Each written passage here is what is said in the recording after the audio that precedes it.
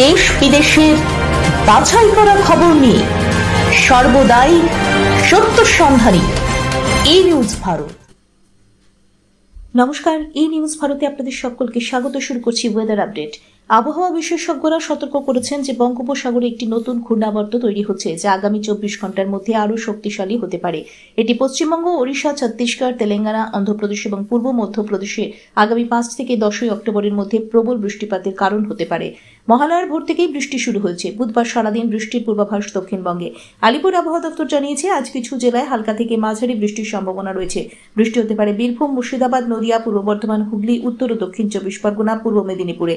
আগামী 24 ঘন্টায় কলকাতা ও তার পার্শ্ববর্তী এলাকায় আংশিক মেঘলা আকাশ, হালকা বৃষ্টির সম্ভাবনা রয়েছে। সর্বোচ্চ তাপমাত্রা 32 ডিগ্রি সেলসিয়াস, সর্বনিম্ন 27 ডিগ্রি সেলসিয়াস। বাতাসে আপেক্ষিক আর্দ্রতার পরিমাণ 81%, অনুভূত তাপমাত্রা 39 ডিগ্রি সেলসিয়াস। ব্যুরো রিপোর্ট, এই নিউজ ভারত।